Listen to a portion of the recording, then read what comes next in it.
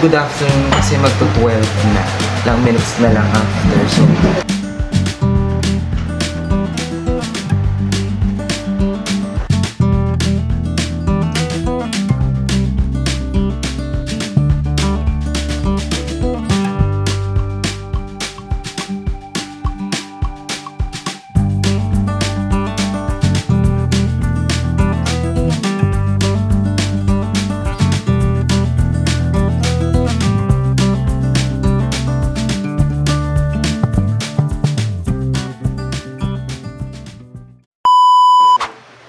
hi guys, so welcome.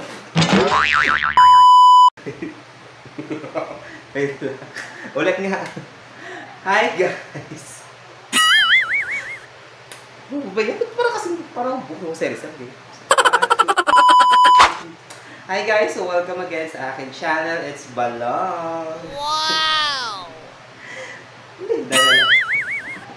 So for tonight's vlog, ayan, tayo po ay magkakaroon ng luto serye na naman.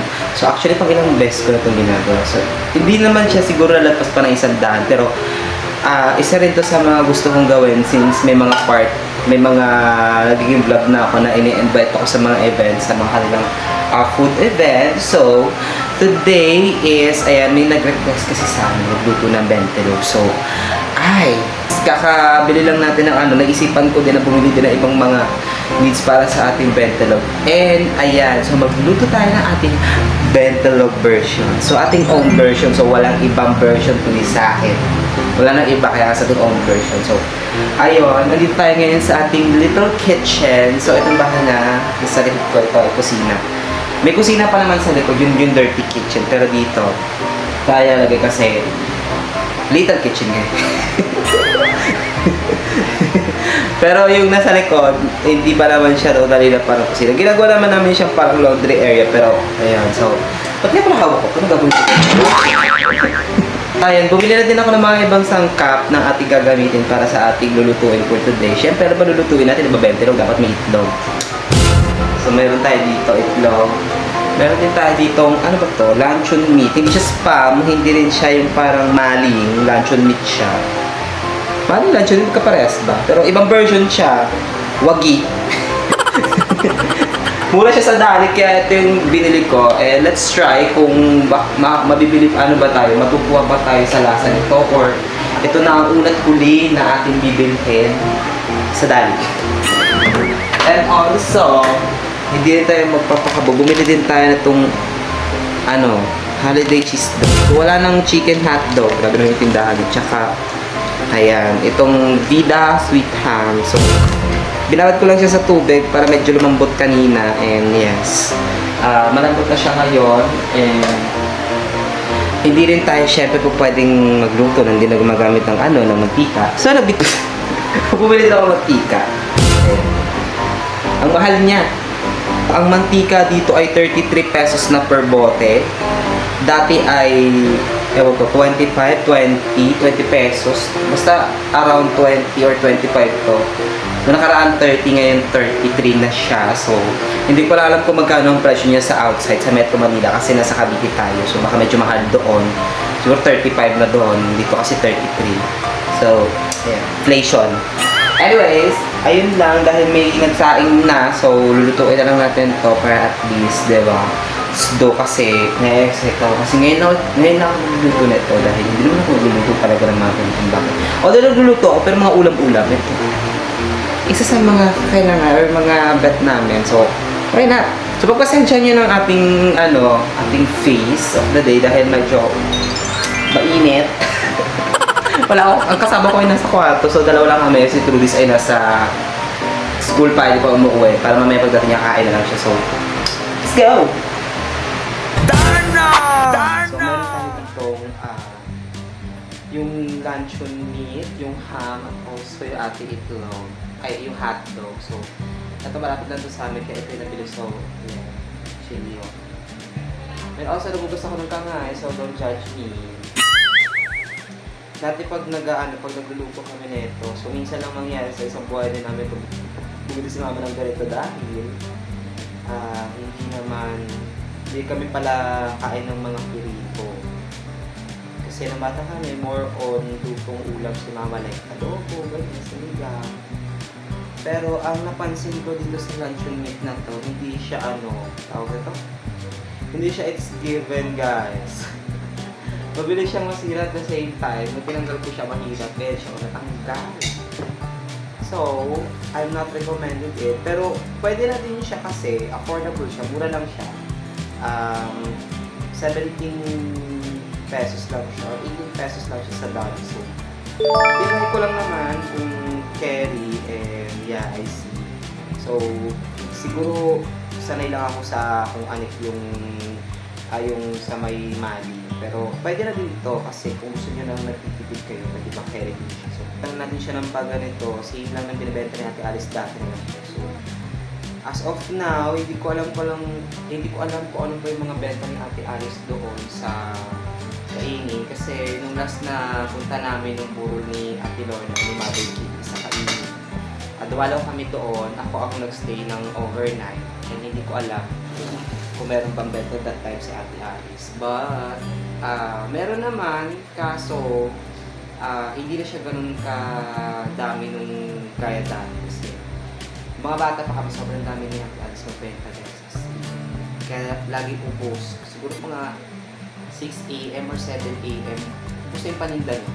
Laging marami. Tapos lagi push yung benta. Kasi marami kang pagpipilian. May champurado, may pansit, may sopas, may lugaw, may fried rice, may kung anit-anit, may maitlog na maalat nga, hindi ko alam, merong ganun pala. So sabi ko, sino naghihirap ng itlog na maalat? Pero may tuyo. Yun yung isa sa mga naabutan ko dahil tuyo. So paborito ng chicken hotdog, tsaka yung hotdog na regular. Pero yung malaki. Ayan. And yes, totally wala akong nahanap ng malaking hotdog. So ito na lang maliit. Same siya kaso hindi siya same na pero okay na din ito at least diba for so ayan at hindi lang ako kakain ito dahil kakain ka rin ito mamaya kasi tatlo kami nandito ngayong araw nito so tigta-tatlo so sakto 90 cents so yung itlog tag-iisa kasi siya balansado ayan 2, 4, 6, 8, 9. 9 pieces, 9 pieces. Subat tatlo kami sakto. And, ayan, sinakto ko yung 9 pieces yung slice para save. So, hindi lang ako ang kakain na ito. Of course, yung aking kakain din. So, let's start! So, dito tayo ngayon sa ating maliit na kusina kung saan dito ako nagluluto palagi. And, hindi naman kami araw-araw magluluto, pero ayun, ganito yung aming itsura ng ating little kitchen. So, ba natin ng konting angle. So, this is our small but terrible kitchen. So, itong gas namin, matagal na to guys, as in, ilan ba na ba siya? Months na siya kasi hindi naman kami masyadong palaluto. Kung magagamit namin ito, madalas siguro kung wala kaming electric na initan ng tubig, maaaring pwede na tayo pag-initan ng tubig. So paiinitin muna natin yung ating kawali. Pag mainit na siya, kasabay na ng pag-init ng aking ulo. Or isabay na natin siya para sabay mo.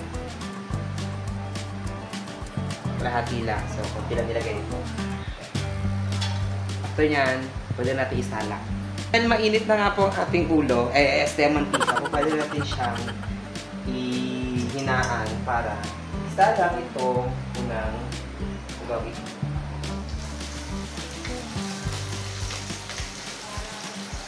So, hina.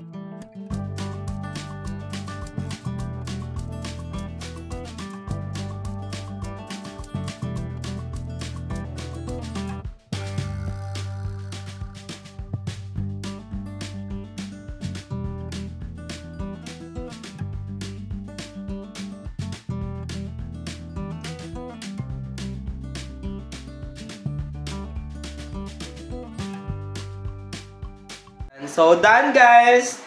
Actually, sobrang init and yan, naghilamos muna ako ng konti dahil napuntahan, puro mantika na yung mukha natin. So, ayan. Ito na yung ating finished product of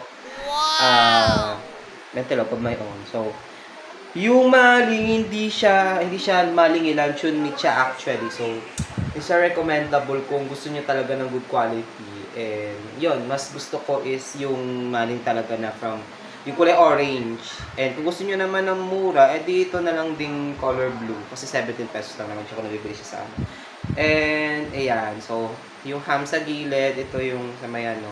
So, overall, 9 pieces, 9 plus 9, 27. Tama ba? 9 plus 9 plus 9. Yes, 27 plus 3. So, 30. 29, 20, 29, 30, 31 pieces po lahat. So, tagtatatlo, tapos tag-iisang lang. Ayan, so, sakto siya, good for 3 kasi tagtatatlo. And I'm not sure kung magugustuhan nila tong maling or yung luncheon meat. Pero let's try dahil ay nagugutom na ako. And may kanin na din pala guys, wait lang. Yung kanin na medyo mainit pa, ayan. So, hindi na kailangan magsangag pa kasi yung kanin kanina ay naikain na. So, carry na siya and let's start dahil anong oras na and may habulin pa tayong oras. So, let's go. So, yan lang naman guys ang ating luto for today and thank you so much sa inyong pagsama sa ating vlog ngayong gabi. And that's it. That's my own version of a Ventelo na hindi pa Ventelugan ngayong araw na to dahil anong oras pa lang naman. Pero yeah, that's my favorite and yun yung ating nakasanayan since kabataan days, from kainin days hanggang ngayon na nandito natin sa Cavite. So, pagpasensya niyo itong ilong ko dahil naamoy ko yung paminta kanina habang naamoy ko siya. So, medyo nahatching ako. So, ayun lang naman. So, maraming salamat sa panonood nitong video. Don't forget to like and share this vlog and also to subscribe my channel. May mukha akong clown dito, B. Lecheng paminta to. Pero okay lang naman, diba? Kasi yung inayos ko din yung buhok kasi sobrang init ito kanina. I'm so emotional, like hindi, sobrang nakakatuwa lang dahil nakapag-luto tayo nag-Ventelo today. Kasi hindi siya sa mga ano ko naluto ko. First time ko siya in my vlog sa akin channel. So, ayun. So, madali lang naman siya. Unlike sa mga niluluto ko dito sa bahay na sabaw pa, kailangan pang maggisa, gano'n. Ito, prito lang. Pero, yun lang. Minsan lang naman to. And, ayun. Ang dami ko ng chika. Mukha talaga akong clown. Ayan. So, and thank you so much for watching this video and yan, see you on my next vlog. So, bye for now and paalam muna sa ngayon. So, bye guys.